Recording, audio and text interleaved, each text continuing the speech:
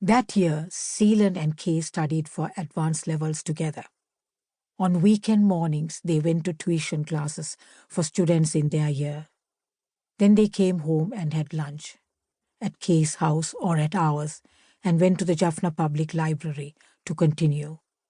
I wanted to go with them in the afternoons, but could not bring myself to ask. Kay and I were studying the same 4 subjects: botany, zoology, chemistry, and physics. And I, too, needed to prepare if I was to have any hope of entering medicine. Proud and shy, I sat on the veranda and watched them leave rather than saying anything. On the first day, Amma saw me observing them and laughed gently. After they left, she set me up at Appa's desk, and I studied alone, drinking the cups of sugary tea she brought me. "Here, Kunju," she said to me, setting a fresh one down. "You'll do as well as them." By the 3rd weekend, I was buried in my notes and resigned to my exclusion. But something had changed for my brother. "Well, come on," Seelan said impatiently from the front steps that Saturday morning as I lingered on the veranda. I stared at him, confused. "Are you ready?" Kay asked. He had come to the gate and was waiting, I realized, for both of us. Kay grinned up at Seelan and then, at an angle, at me. The glare of the sun hid his eyes behind his spectacles. He took them off and wiped them. "Good luck with your studies," he had said. Perhaps he meant it.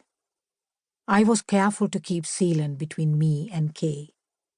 The walk was a hot, dusty 3/4 of an hour. Long, without bicycles.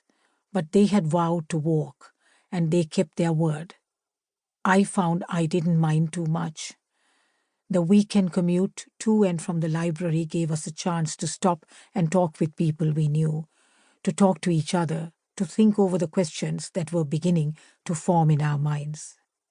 At first, I just listened to the 2 of them talk and banter. "Did you hear that record? Can you believe what happened in Muttiah Master's class? Did you know the captain of the other school's cricket team? Thank goodness we get a fresh frog for each dissection." But then I began to ask questions. What were the tuition classes like? They talked about their teacher, a slightly older man who had just graduated from the university.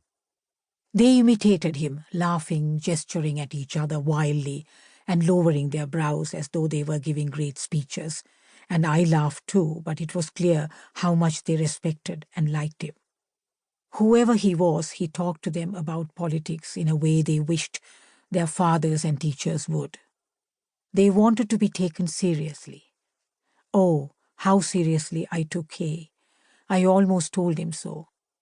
What kind of medicine did he want to do? Cardiology, he explained. His slim, elegant fingers sketched the shape of a heart in the air, and mine leapt with interest. "And you?" he asked. "I want to be like my grandfather," I said, "helping anyone who needs it." "First do no harm," I quoted.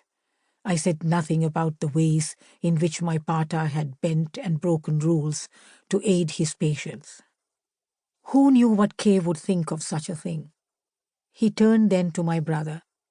What did Seelan want to do as an engineer? My brother spoke of bridges, how they were constructed to keep us safe, how precarious they could be, the physics of keeping them aloft. Kay made him explain and explain again, and finally shook his head. "Some people think I am clever, but I don't have a maths brain like yours, Machan," he said. Mathematics was not my brother's only talent. One morning, Seelan began to sing under his breath, and that was when I learned he had been listening to music at the house of another classmate.